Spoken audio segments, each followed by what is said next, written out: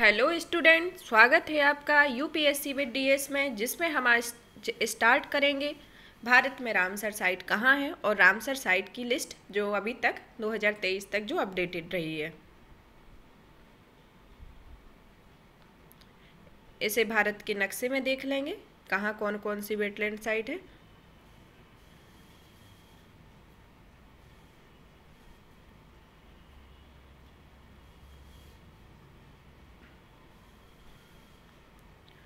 Ramsar संधि क्या है? What is Ramsar treaty? Ramsar Iran का एक शहर है जहां 2 फरवरी 1971 को आर्द्रभूमि के संरक्षण और उनके प्रबंधन के लिए एक अंतर्राष्ट्रीय संधि पर हस्ताक्षर किए गए थे। रामसर स्थल कहाँ स्थित है? यह ईरान के एक शहर में स्थित है। आर्द्रभूमि के संरक्षण एवं उनके प्रबंधन के लिए अंतर्राष्ट्रीय संधि पर हस्ताक्षर कब किए गए? 2 फरवरी 1971 को। इससे 2 क्वेश्चन बनते हैं। इसी संधि या समझौते को रामसर समझौता के नाम से जाना जाता है। इसी संधि को रामसर समझौता के नाम से जानते हैं। इस संधि का उद्देश्य क्या है? देखें, इस संधि का उद्देश्य संपूर्ण विश्व के सभी महत्वपूर्ण आर्द्रभूमि स्थलों की सुरक्षा करना है। यह समझौता 21 दिसंबर 1975 से प्रभाव में आया। आर्द्रभूमि की परिभाषा देखेंगे कि वेटलैंड क्या है। What is wetland? वेटलैंड पानी में स्थित मौसमी या स्थायी पारिस्थितिक तंत्र जिनमें दलदल, नदियाँ, झीलें, डेल्टा, बाढ़ के मैदान, चावल के खेत, समुद्री क्षेत्र, तालाब और जलाशय आदि शामिल होते हैं, आर्द्रभूमि कहलाते हैं। इसमें क्या क्या आता है? दलदल, नदियाँ, झीलें, डेल्टा, बाढ़ के मैदान, चावल के खेत, समुद्री क्षेत्र, तालाब और जलाशय, ये आर्द्रभूमि के अंतर्गत आते हैं। यह जल एवं स्थल के मध्य संक्रमण का क्षेत्र होता है जो जैव विविधता की दृष्टि से आर्द्रभूमि का एक समृद्ध क्षेत्र है जिसका संरक्षण अति आवश्यक है। यह क्या है? एक जल और स्थल के मध्य एक संक्रमण का क्षेत्र होता है। आर्द्रभूमि क्षेत्र पृथ्वी पर सबसे उत्पादक पारिस्थितिक तंत्रों में से एक है जो मानव समाज के लिए कई महत्वपूर्ण सेवाएं प्रदान करता है और मानव समाज के विकास में एक महत्वपूर्ण भूमिका निभाता है, जैसे सिंचाई के लिए पानी, मत्स्य पालन, पानी की आपूर्ति और जैव विविधता का रखरखाव आदि। इसके साथ ही यह क्षेत्र पानी को अवशोषित करके बाढ़ के प्रभाव को भी नियंत्रित करता है एवं पानी के प्रवाह की गति को कम करता है। आर्द्रभूमि के महत्व के बारे में जागरूकता फैलाने के लिए प्रतिवर्ष 2 फरवरी को विश्व आर्द्रभूमि दिवस मनाया जाता है। आर्द्रभूमि दिवस कब मनाया जाता है? 2 फरवरी को। भारत 1982 से कन्वेंशन का एक पक्ष है जो अब तक 75 वेटलैंड्स को रामसर स्थलों के रूप में घोषित कर चुका है। यह 23 राज्यों एवं केंद्र शासित प्रदेशों को कवर करता है। इस बार की 2023 की थीम वर्ल्ड वेटलैंड डे के लिए 2023 की थीम वेटलैंड रेस्टोरेशन है, जो वेटलैंड बहाली को प्राथमिकता देने की तत्काल आवश्यकताओं पर प्रकाश डालती है। यह एक पूरी पीढ़ी का आह्वान है कि आर्द्रभूमियों को गायब होने से बचाने के लिए वित्तीय, मानवीय और राजनीतिक पूंजी निवेश करके आर्द्रभूमियों के लिए सक्रिय कार्यवाही करे और जो खराब हो चुकी हैं उन्हें पुनर्जीवित करे और पुनर्स्थापित करे। इम्पोर्टेंट क्या है इसमें? वर्ल्ड वेटलैंड डे 2023 की थीम क्या है? Wetland restoration. यह एग्जाम के पॉइंट ऑफ व्यू से काफ़ी महत्वपूर्ण है। भारत में आर्द्रभूमियों का वर्गीकरण देख लेंगे कि उनकी स्थलाकृति के आधार पर कितने वर्गों में बांटा गया है। भारत में आर्द्रभूमियों का वर्गीकरण स्थलाकृतिक भिन्नता के आधार पर भारत में आर्द्रभूमि को 4 वर्गों में वर्गीकृत किया गया है। पहला है हिमालयी आर्द्रभूमि, दूसरा गंगा के मैदान की आर्द्रभूमि, तीसरी रेगिस्तानी आर्द्रभूमि, चौथी तटीय आर्द्रभूमि। आर्द्रभूमि के संरक्षण और प्रबंधन के लिए भारत सरकार ने वर्ष 2012-2013 में राष्ट्रीय आर्द्रभूमि संरक्षण कार्यक्रम शुरू किया था। इसके तहत भारत में आर्द्रभूमि के संरक्षण और प्रबंधन के लिए महत्वपूर्ण कदम उठाए गए हैं। अब हम देखेंगे आर्द्रभूमियों के नाम किस राज्य में स्थित है, जारी होने की तिथि एवं क्षेत्रफल सभी को एक सूची के माध्यम से देखेंगे जो परीक्षा की दृष्टि से महत्वपूर्ण है। जिसमें देखो जम्मू कश्मीर में कितनी आर्द्रभूमि है? 5 है, जिसमें पहली आर्द्रभूमि है होकेरा आर्द्रभूमि। होकेरा आर्द्रभूमि को 8/11/2005 में घोषित किया गया था। इसका क्षेत्रफल 13.75 स्क्वायर किलोमीटर है। दूसरी आर्द्रभूमि है हायगम आर्द्रभूमि संरक्षण रिजर्व। यह 13/8/2022 को और दूसरी को 8 को लागू की गई थी और इसका क्षेत्रफल 8.02 स्क्वायर किलोमीटर है। तीसरी आर्द्रभूमि है सालबुग वेटलैंड कंजर्वेशन रिजर्व। यह भी जम्मू कश्मीर राज्य में स्थित है। इसको 13/8/2022 को स्थापित किया गया था। इसका क्षेत्रफल 13.75 स्क्वायर किलोमीटर है। चौथी आर्द्रभूमि है सुरिनसर मानसर झीलें, जो 8/11/2005 को स्थापित की गई थी। इसका क्षेत्रफल 3.50 स्क्वायर किलोमीटर है। पाँचवीं है बुलर झील, इसे 23/3/1990 को स्थापित किया गया था, जिसका क्षेत्रफल भी सबसे 189.00 स्क्वायर किलोमीटर है। इस झील का सर्वाधिक क्षेत्रफल भी है और यह सबसे पहले स्थापित भी की गई थी बुलर झील। अब देखेंगे लद्दाख के बारे में। लद्दाख में 2 आर्द्रभूमि है। पहली है त्योसोकार आर्द्रभूमि परिसर, जो 17/11/2020 को स्थापित की गई थी। इसका क्षेत्रफल 95.77 स्क्वायर किलोमीटर है। और दूसरी आर्द्रभूमि है त्यूसो मोहरीरी झील, जो 19/8/2002 को घोषित की गई थी, जिसका क्षेत्रफल 32.01 स्क्वायर किलोमीटर है। अब हिमाचल प्रदेश के बारे में देखेंगे, जिसमें 3 आर्द्रभूमि है। पहली आर्द्रभूमि चंद्रताल आर्द्रभूमि, जिसको 8/11/2005 को स्थापित किया गया था। इसका क्षेत्रफल 0.49 स्क्वायर किलोमीटर है। दूसरी है पोंग बांध झील, जिसको 19/8/2002 को घोषित किया गया था और इसका क्षेत्रफल 156.62 स्क्वायर किलोमीटर है। तीसरी है रेणुका आर्द्रभूमि, जिसका क्षेत्रफल 0.20 स्क्वायर किलोमीटर है और यह 8/11/2005 को लागू की गई थी। अब देखेंगे पंजाब में 6 आर्द्रभूमि है, जिसमें पहली आर्द्रभूमि व्यास संरक्षण रिजर्व, जो 26/9/2019 को लागू की गई थी, जिसका क्षेत्रफल 64.29 स्क्वायर किलोमीटर है। दूसरी है हरिके झील का क्षेत्रफल 41 स्क्वायर किलोमीटर है, जिसको 23/3/1990 को लागू किया गया था। कांजली झील का क्षेत्रफल 1.83 स्क्वायर किलोमीटर है, जिसको 22/1/2002 को स्थापित किया गया था। केशोपुर मियाँ कम्युनिटी रिजर्व, यह 26/9/2019 को लागू की गई थी, जिसका क्षेत्रफल 3.44 स्क्वायर किलोमीटर है। पाँचवीं है नंगल वन्यजीव अभ्यारण्य, इसे 26/9/2019 को घोषित किया गया था, जिसका क्षेत्रफल 1.16 स्क्वायर किलोमीटर है। रोपण झील को 22/1/2002 में स्थापित किया गया था, जिसका क्षेत्रफल 13.65 स्क्वायर किलोमीटर है।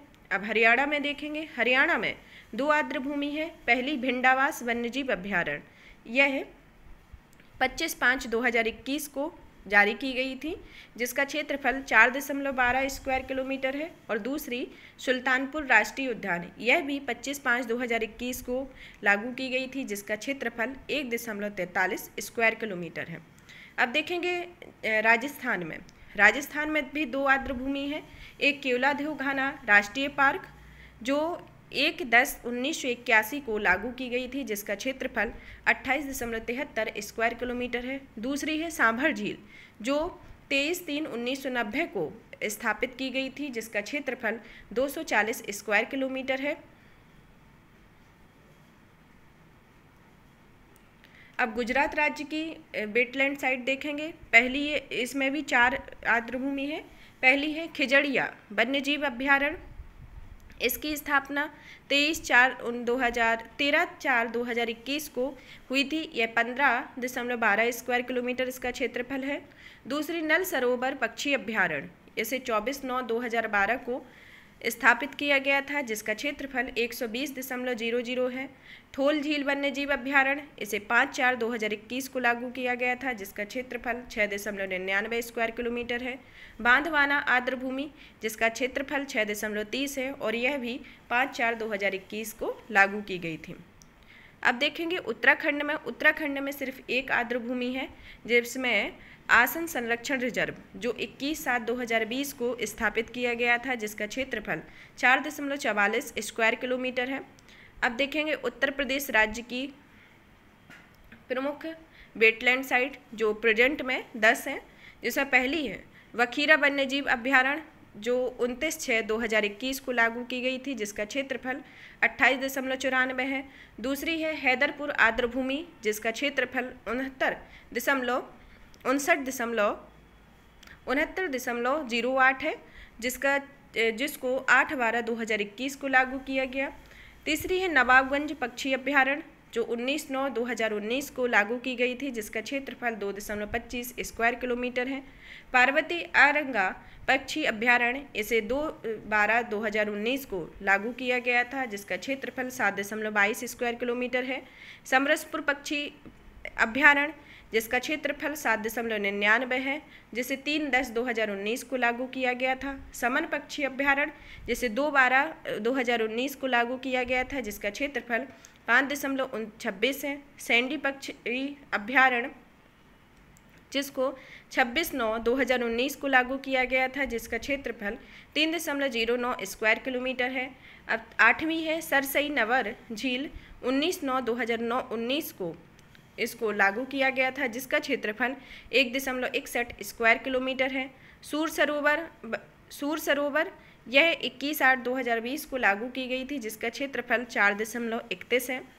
अपर गंगा नदी यह 8/11/2005 को स्थापित किया गया था, जिसका क्षेत्रफल 262.90 है। अब देखेंगे बिहार राज्य में सिर्फ एक ही है कबरतल आर्द्रभूमि जो 21/7/2020 को स्थापित की गई थी, जिसका क्षेत्रफल 26.20 है। पश्चिम बंगाल में 2 आर्द्रभूमि है, पूर्वी कोलकाता आर्द्रभूमि जिसे 19/8/2002 को लागू किया गया था, जिसका क्षेत्रफल 125.00 स्क्वायर किलोमीटर है। और दूसरी है सुंदरबन आर्द्रभूमि, जिसका क्षेत्रफल 4230 स्क्वायर किलोमीटर है और जिसको 30/1/2019 को लागू किया गया था। अब नॉर्थ ईस्ट रीजन में देखेंगे, पहली जैसे असम में है दीपोर बील, यह 40 स्क्वायर किलोमीटर इसका क्षेत्रफल है और यह 19/8/2002 को लागू की गई थी। मणिपुर में लोकटक झील है जो 23/3/1990 को घोषित की गई थी, जिसका क्षेत्रफल 266 स्क्वायर किलोमीटर है। और त्रिपुरा में देखेंगे रुद्रसागर झील जो 8/11/2005 को स्थापित हुई थी और 265.90 इसका क्षेत्रफल है। पाला आर्द्रभूमि मिजोरम में है, जिसका क्षेत्रफल 18.50 स्क्वायर किलोमीटर है, जो 31 अगस्त 2021 को लागू की गई थी। अब मध्य प्रदेश राज्य की वेटलैंड साइट देखेंगे। मध्य प्रदेश में 4 आर्द्रभूमि है। पहली भोज आर्द्रभूमि जिसे 19/8/2002 को लागू किया गया था, जिसका क्षेत्रफल 32.01 स्क्वायर किलोमीटर है। सांख्य सागर जिसका क्षेत्रफल 2.48 है, जो 1/7/2022 को लागू की गई थी। सिरपुर आर्द्रभूमि जिसका क्षेत्रफल 1.61 है, जिसको 1/7/2022 को लागू किया गया था। इसवंत सागर आर्द्रभूमि यह 13/8/2022 को लागू की गई थी, जिसका क्षेत्रफल 8.23 है। अब महाराष्ट्र राज्य की आर्द्रभूमि देखेंगे जो 3 है। लोनार झील जिसे 22/7/2020 को लागू किया गया था, जिसका क्षेत्रफल 4.27 है। दूसरी नंदूर मद महेश्वर यह जिसका क्षेत्रफल 14.37 है, जिसे 21/6/2019 को लागू किया गया था। थाणे क्रीक यह 13/8/2022 को इसका क्षेत्रफल 65.21 स्क्वायर किलोमीटर है। अब देखते हैं गोवा में है नंदा झील जो 6/8/2022 को लागू की गई, जिसका क्षेत्रफल 0.42 है। अब ओडिशा राज्य में अनसुपा झील जिसका क्षेत्रफल 2.31 है, जो 13/8/2022 को लागू किया गया था। भीतरकनिका मैंग्रोव जिसका क्षेत्रफल 650 है स्क्वायर किलोमीटर है, जिसको 19/8/2002 को लागू किया गया था। चिल्का झील, जिसका क्षेत्रफल 1165 मतलब 1165 स्क्वायर किलोमीटर है, जो 1/10/1981 को लागू की गई थी। हीराकुंड जलाशय, जिसका क्षेत्रफल 654.00 स्क्वायर किलोमीटर है, जिसको 13/8/2022 को लागू किया गया था। सतकोशिया कुंड, यह 1981.97 स्क्वायर किलोमीटर्स का क्षेत्रफल है, जिसे 10/12/2021 को लागू किया गया था। तमारा झील, जिसका क्षेत्रफल 3 स्क्वायर किलोमीटर है, जिसे 13/8/2022 को लागू किया गया था। ब्यास संरक्षण रिजर्व, जिसका क्षेत्रफल 64.29 है, जिसे 26/9/2019 को लागू किया गया था। अब देखेंगे आंध्र प्रदेश में सिर्फ एक है, कोलेरू झील, जिसका क्षेत्रफल 901.00 स्क्वायर किलोमीटर है, जिसे 19/8/2002 को लागू किया गया था। कर्नाटक राज्य में भी एक है, रंगनथिट्टू पक्षी अभ्यारण्य, जो 15/2/2022 को स्थापित किया गया था, जिसका क्षेत्रफल 5.18 स्क्वायर किलोमीटर है। अब केरल राज्य में 3 आर्द्रभूमि है। अष्टमुदी आर्द्रभूमि, जिसका क्षेत्रफल 61.40 है, जो 19/8/2002 को लागू हुई थी। सस्थम कोट्टा झील, जो 19/8/2002 को लागू हुई थी, जिसका क्षेत्रफल 3.73 है। बेम्बेनाथ कोल आर्द्रभूमि, जिसका क्षेत्रफल 1512 मतलब 1512.50 स्क्वायर किलोमीटर है, और जो 19/8/2002 को लागू की गई थी। अब देखेंगे तमिलनाडु राज्य की आर्द्रभूमि, जो सभी राज्यों में सर्वाधिक है, और यह है टोटल 14 है, जिसमें पहली है चित्रांगुड़ी पक्षी अभ्यारण्य, 13/8/2002 को लागू की गई थी, जिसका क्षेत्रफल 2.60 स्क्वायर किलोमीटर है। दूसरी है मन्नार समुद्री बायोस्फीयर रिजर्व, जो इसका क्षेत्रफल 526.72 स्क्वायर किलोमीटर है, जो 4/8/2022 को लागू की गई थी। कांजीपुरम पक्षी अभ्यारण्य, जिसका क्षेत्रफल 0.97 है, जो 13/8/2022 को लागू हुई थी। कारिकल पक्षी अभ्यारण्य, जिसका क्षेत्रफल 0.58 है, जो 4/8/2022 को लागू हुई थी। कुथनकुलम पक्षी अभ्यारण्य, जिसका क्षेत्रफल 0.72 है, जो 11/8/2022 को स्थापित हुई थी। पल्लीकरनई मार्स रिजर्व फॉरेस्ट, इसका क्षेत्रफल 12.48 स्क्वायर किलोमीटर है, जो 4/8/2022 को लागू हुई थी। पिचवरम मैंग्रोव, जिसका क्षेत्रफल 14.79 स्क्वायर किलोमीटर है, जो 4/8/2022 को लागू हुई थी। पॉइंट कैलिमेरे वन्यजीव और पक्षी अभ्यारण्य, इसे 19/8/2002 को लागू किया गया था, जिसका क्षेत्रफल 385.00 स्क्वायर किलोमीटर है। अब आता है सुचिंद्रम थेरूर आर्द्रभूमि परिसर, जिसका क्षेत्रफल 0.94 स्क्वायर किलोमीटर है, जो 13/8/2022 को लागू हुई थी। उदयम थर्डपुरम पक्षी अभ्यारण्य, जिसका क्षेत्रफल 0.44 है, जो 4/8/2022 को लागू हुई थी। बडूवर पक्षी अभ्यारण्य, यह 13/8/2022 को लागू हुई थी, जिसका क्षेत्रफल 1.13 स्क्वायर किलोमीटर है। वेदांतलम पक्षी अभ्यारण्य, जिसका क्षेत्रफल 0.40 है, जो 4/8/2022 को लागू हुई थी। बेलोड पक्षी अभ्यारण्य 4/8/2022 को लागू हुई थी, जिसका क्षेत्रफल 0.77 है। बेम्बेनूर आर्द्रभूमि परिसर, जिसका क्षेत्रफल 0.40 है, यह भी 4/8/2022 को लागू हुई थी। यह हमारी आर्द्रभूमि कंप्लीट होती हैं, जिसको हम इस मैप के द्वारा भी देखते हैं। जितनी आर्द्रभूमि बताई हैं उनके यह लोकेशन वाइज दिखाया गया है कि किस आर्द्रभूमि, कौन सी आर्द्रभूमि कहाँ पर है। और भी इसी तरीके की वीडियो को देखने के लिए चैनल को लाइक करें, सब्सक्राइब करें, शेयर करें। धन्यवाद।